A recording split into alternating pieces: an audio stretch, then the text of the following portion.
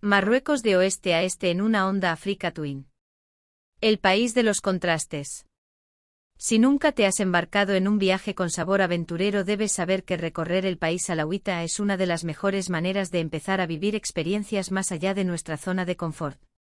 Os mostraremos cómo recorrer Marruecos de oeste a este en 3 etapas asfálticas, por si quieres basar tu próximo viaje en ello.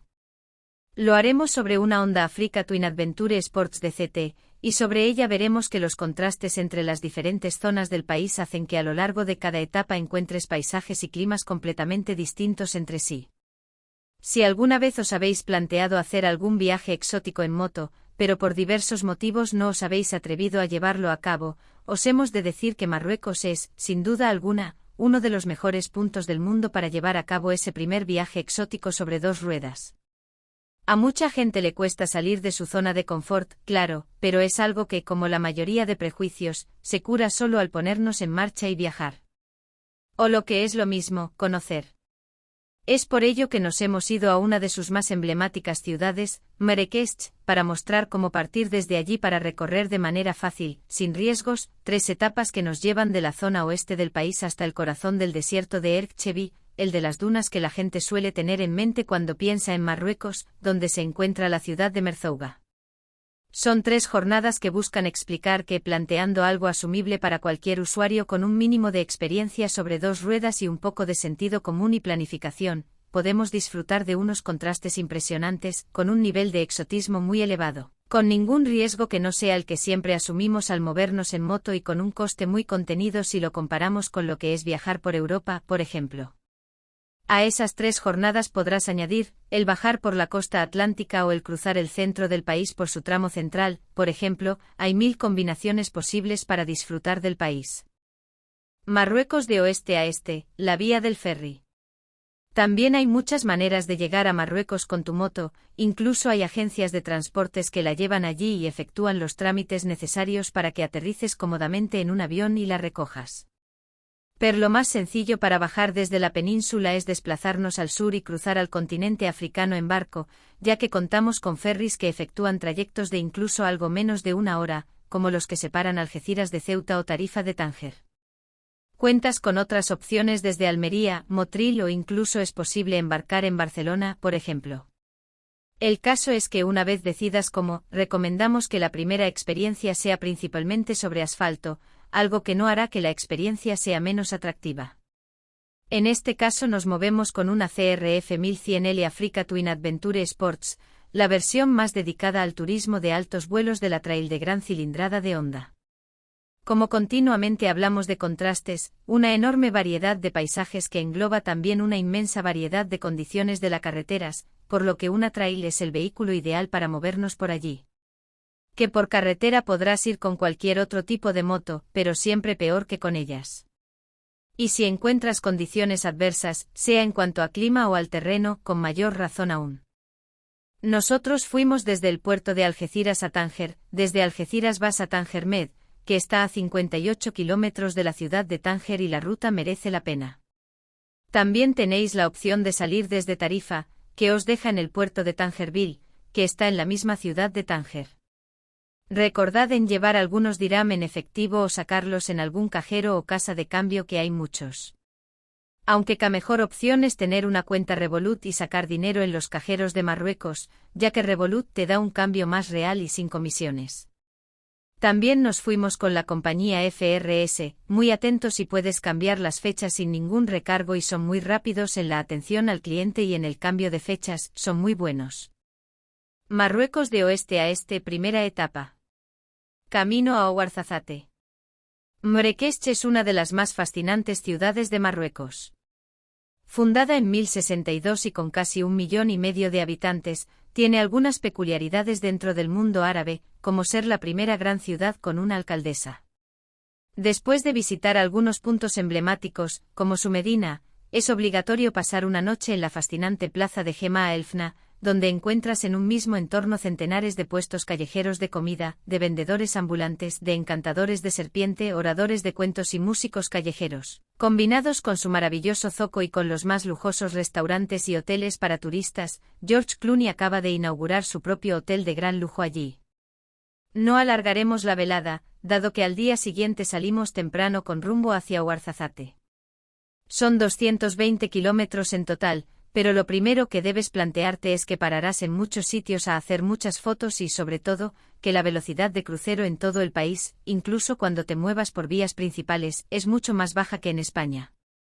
Debe serlo, no se puede bajar nunca la guardia porque su manera de entender algunas de las normas de tráfico es muy distinta a la nuestra, y pasa que en vías de doble sentido suele tener preferencia el vehículo más voluminoso y pesado, por ejemplo. Nos ponemos en marcha con mucho frío, debemos adentrarnos en el Atlas, estamos en pleno invierno y acabamos de encontrar una fuerte nevada que ha dejado las altas carreteras de montaña bien blancas. La cordillera del Atlas, que cruza todo el norte de África a lo largo de unos 2.500 km, separando el Mediterráneo del desierto del Sáhara, tiene cimas de más de 4.000 metros en el lado marroquí, así que son frecuentes el frío y la nieve durante los meses de invierno. Nos dirigimos hacia el puerto de Tizi en Tichka, o de Tichka a secas, como lo denomina la mayoría, un paso de carretera que atraviesa las montañas a 2.260 metros. Hay que tener cuidado con el hielo. Y como no puede ser de otra manera, nos detenemos primero en Ait Ben Amer, pequeño pueblo antes de llegar a la cima del paso, así como al punto que marca la máxima altura del puerto de montaña para disfrutar de las vistas. Una vez atravesada la cumbre dejamos la RN9, la carretera principal, para adentrarnos en zonas más solitarias y auténticas, bajaremos por la RP 1506, carretera secundaria construida sobre la antigua ruta que hacían las caravanas que venían desde el centro de África. Empezamos el descenso y nos encontramos, nieve aparte, con un espectacular cambio de paisajes. La cara norte del Atlas tiene un aspecto puramente mediterráneo, mientras que la cara sur da paso a zonas más áridas, muy secas, y solo salpicadas de verde cuando atravesamos alguno de los oasis llenos de palmeras que se esparcen por todo el territorio. Las infinitas curvas y el asfalto bacheado, roto o sucio a tramos nos dan la razón a la hora de haber optado por la Africa Twin como compañera de viaje. Un alto en Ait Ben Addo. Seguimos atravesando cañones y puertos por la retorcida carretera hasta visitar Telouet, una antigua población con casas de adobe donde todavía reinan los escombros de la casba Palacio de los Glaoui, originaria del siglo XVII y de estilo andalusí, edificio desde donde se controlaba el comercio de la zona en tránsito hacia el Atlas hasta los años 50 del pasado siglo. Pese a que está en mal estado por fuera, su interior es espectacular y merece la pena la visita. La carretera sigue convertida en una pista milenaria, aunque asfaltada, descendido hasta un punto mágico, Ait Ben Addo. Se trata de un Ksar, un antiguo pueblo fortificado de origen bereber, en la vertiente de una colina y sobre el mismo río Unila. Dice la leyenda que toma su nombre de su fundador, Ben Addo, quien se estableció allí mismo con su tribu en 757. El caso es que todo el pueblo ha sido declarado como Patrimonio de la Humanidad por la UNESCO, y sus calles y sus casas han sido testigo de muchos rodajes de películas y series tan conocidas como Gladiator, Juego de Tronos o Lawrence de Arabia, entre otros muchos títulos conocidos. Es un punto mágico que te traslada a siglos atrás.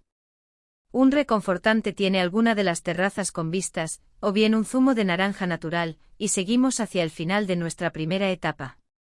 Tras unos cuantos kilómetros más volvemos a enlazar con la RN9, la ruta principal que baja del Tichka y que dejamos antes de empezar el descenso.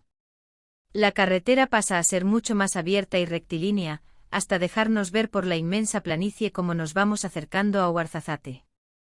Esta ciudad, considerada como la puerta del desierto, tiene un nombre que al bereber equivale tanto a en silencio como a inconfundible. Es la sede de diversos recintos de estudios cinematográficos, como los Atlas, que llevan muchas décadas atrayendo a los grandes productores tanto americanos como europeos. Lawrence de Arabia, Star Wars, La Última Tentación de Cristo, La Momia, Gladiator, Asterix y Obelix, Misión Cleopatra, El Reino de los Cielos, entre otros muchos títulos que se han rodado, al menos en parte, en los estudios de Ouarzazate. La villa tiene una preciosa medina para visitar, una casba llamada Tourite de excepcional grado de conservación, un espectacular oasis hacia el sur llamado Fint, y está ubicada en la confluencia de grandes valles fluviales como los del Drao Dades, que recorreremos en la segunda etapa. Repostamos la Africa Twin para tener menos cosas pendientes de cara a la mañana siguiente, y la dejamos aparcada en nuestro hotel, un riad en las afueras de la ciudad. Una reconfortante cena a base de tajín, y descansaremos pensando que en la próxima etapa nos llevará hacia el desierto más tradicional. Marruecos de oeste a este, segunda etapa. Hacia las gargantas de Dades y Todra.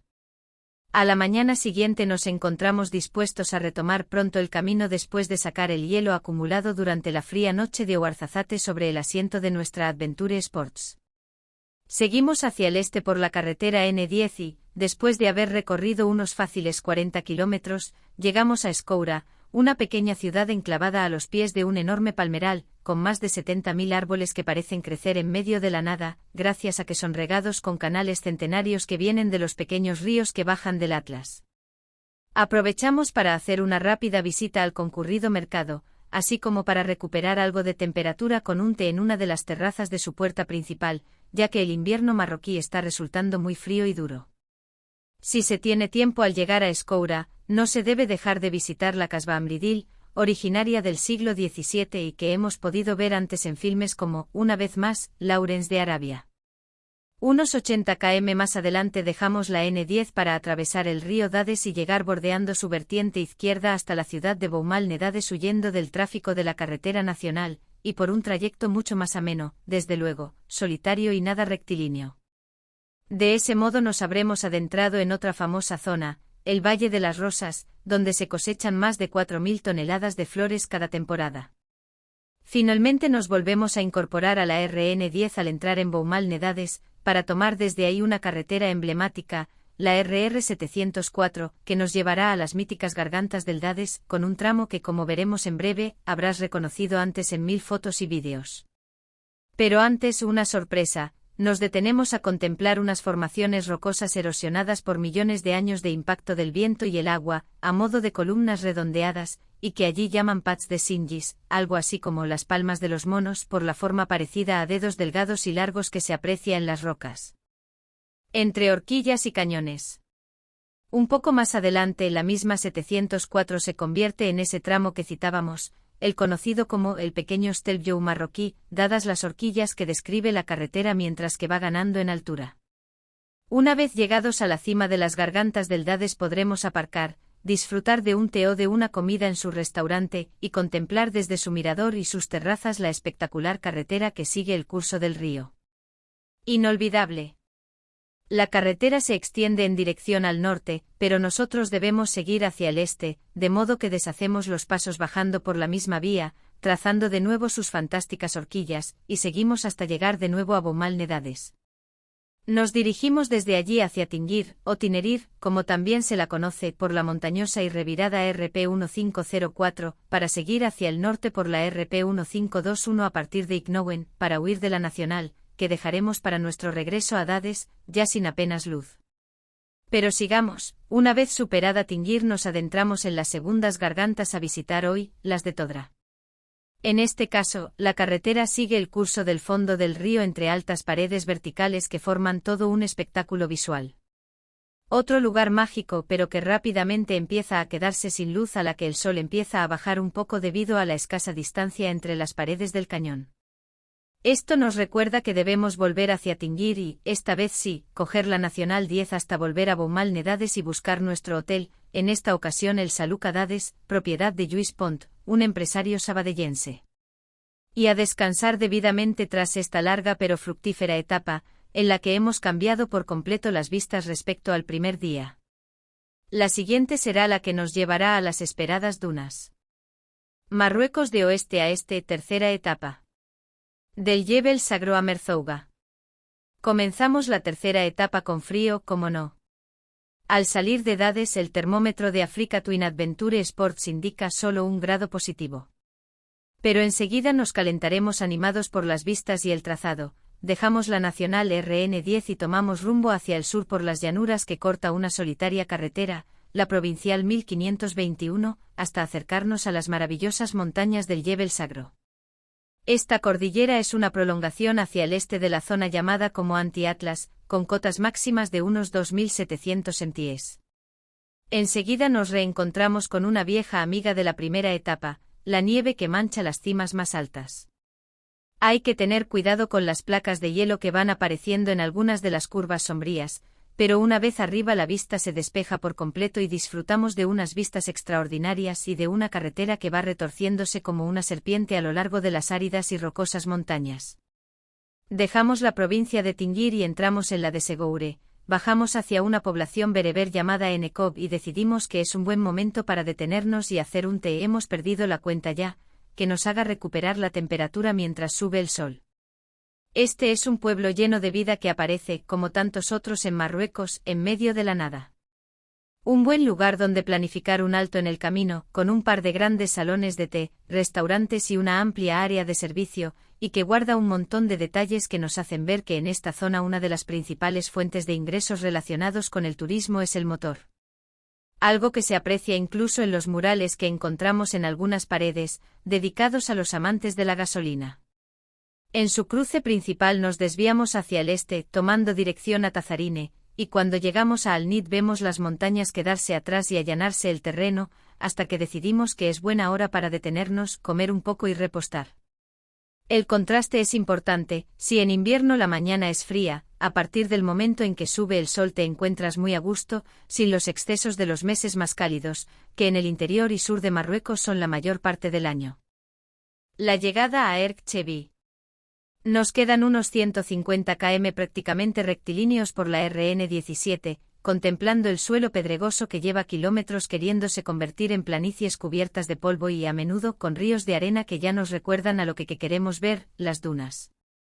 Cruzamos la zona del Gran Palmeral de la zona de Tafilalet y su capital, Rissani.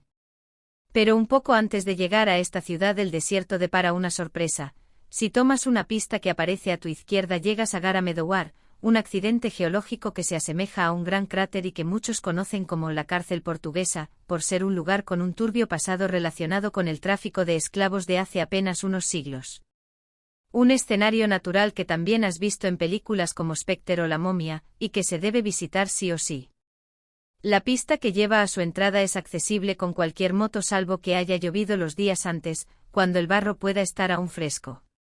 Y si cuando llegues a Rissani es martes, jueves o domingo, no dejes de visitar su milenario mercado, con artesanos que tallan, cosen, reparan cualquier cosa. Un zoco segmentado por actividades, donde no debes dejar de ver maravillas como las paradas de especias. Pero dadas las horas que llevamos en invierno hay pocas horas de sol al día, a nosotros se nos hace tarde, así que las etapas se suceden a una velocidad promedio muy baja si lo comparamos con las carreteras europeas y solo tenemos tiempo en tomar algunas fotos una vez cruzada la puerta de su Medina, y seguimos en ruta. El tráfico se vuelve algo caótico mientras nos acercamos a Merzouga, hacemos antes solo un alto rápido en una de las múltiples tiendas de los omnipresentes fósiles, como amonites y trilobites, de las muchísimas que veremos a pie de carretera. Y es que hace millones de años esto era el fondo del océano y la naturaleza nos lo recuerda continuamente. Buen momento para practicar un poco el regateo, imprescindible a la hora de comprar en Marruecos.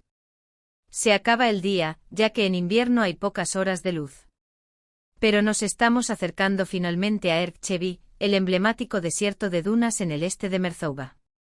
Pese a su fama y belleza, no es tan extenso como muchos podáis imaginar.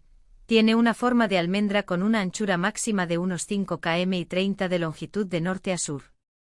Sus mayores dunas tienen unos 150 metros de altura, y durante prácticamente todo el año, salvo los más duros meses de verano, son la meca de los amantes del off-road, con mucha gente desplazándose por los mares de arena a bordo de 4x4, de motos endureras, de quads, de buggies. A nosotros nos da un tiempo de recorrer las dunas adyacentes a Merzouga en paralelo a su carretera, por la pista lisa y dura, pero sin intentar bravuconerías. Llevamos la Africa Twin Adventure Sports en configuración asfáltica con ruedas pensadas para un uso polivalente y cargadas con maletas. Así que lo de emular a quienes bajan con ellas al Honda Epic Tour lo dejaremos para cuando montemos tacos, en otro tipo de viaje de aventura. En cualquier caso la sensación es reconfortante como pocas. Hemos vivido unos contrastes increíbles a lo largo de 3 jornadas sobre nuestra Africa Twin, condensados en solo unos 1000 km.